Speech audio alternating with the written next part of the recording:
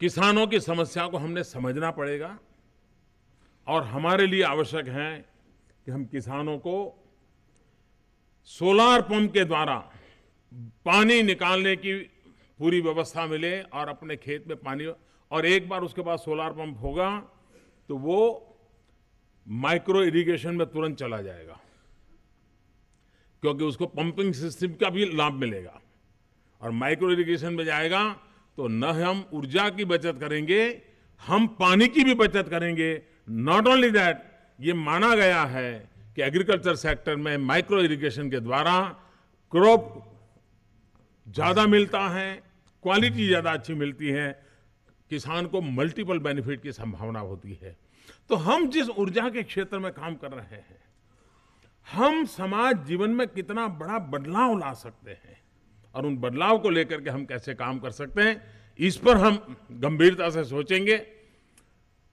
जैसे मैंने कहा, ऊर्जा बचाना ये समय की मांग है। हमने सहज स्वभाव बनाना पड़ेगा और ऊर्जा हम जितनी बचाएंगे, हम आने वाली पीढ़ियों को बचाएंगे। ऊर्जा पीढ़ियों की रक्षक के रूप में काम आ सकती है और उस बात को गंभीरता से लेकर के चलना भी आवश्यक है।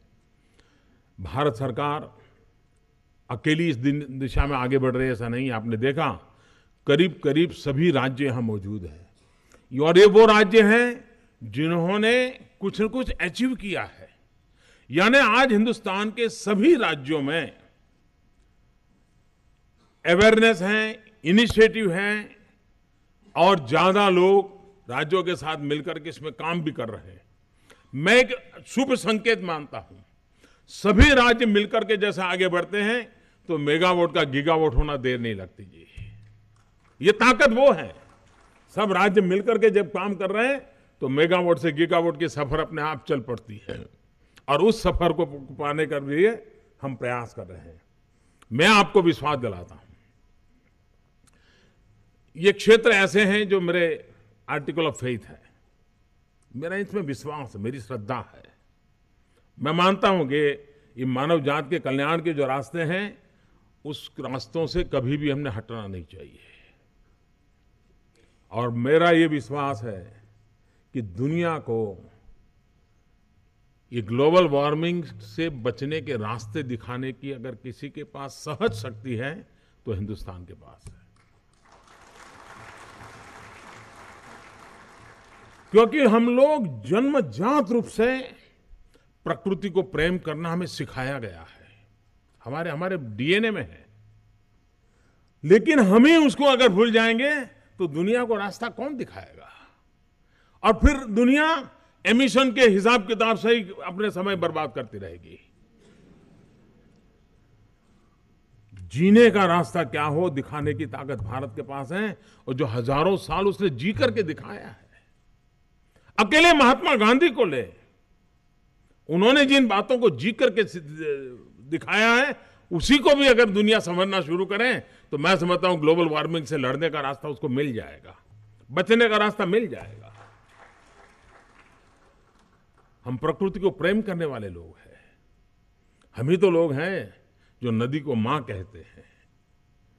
ये हमारे स्वभाव में है और इसलिए मानव जात जिस संकट की ओर आगे बढ़ रही है, उसको बचाने का भी मार्ग, हां, लेकिन भारत ने खुद ने भी उसको जीने का फिर से एक बार प्रयास शुरू करना पड़ेगा। हम ये कहें कि हमारे ग्रंथों में इतना महान पड़ा हुआ है तो हमारी गाड़ी चल जाएगी, ये होना नहीं है। जो उत्तम है उसको जीने का हौसला भी चाहिए और जो जीने का हौसला होता है तो औरों को भी उस रास्ते पर खींच के ले जाने की ताकत रखते हैं। उस ताकत के भरोसे हम आगे बढ़ना चाहते हैं। मैं फिर एक बार इस प्रयास को बहुत शुभकामनाएं देता हूं और मैं चाहूंगा कि अनेक विषयों पर चर्चाएं होने वाली हैं, अलग अलग एक्सपर्ट लोगों से हम विचार विमर्श होगा और इस क्षेत्र में काम करने वाले लोग भी, हम भी मिलकर के रिसर्च और इनोवेशन पर बल देना होगा।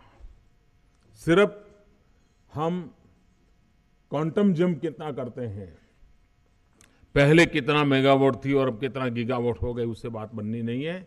हमने टेक्नोलॉजिकली क्वालिटेटिव चेंज लाने की जरूरत है और उसके लिए रिसर्च की आवश्यकता है। हम जो कुछ भी कर रहे हैं उसमें बल देना चाहिए। दूसरा, मैन्युफैक्चरिंग।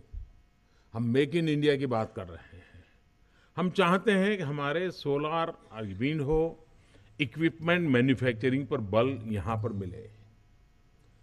अगर हम इक्विपमेंट मैन्युफैक्चरिंग नहीं करेंगे और हम इक्विपमेंट बाहर से लाएंगे और ईश्वर कृपा से सोलार का फायदा उठाएंगे और बिजली बेचते रहेंगे, तो हमारे यहाँ जॉब क्रिएशन ज्यादा नहीं होगा।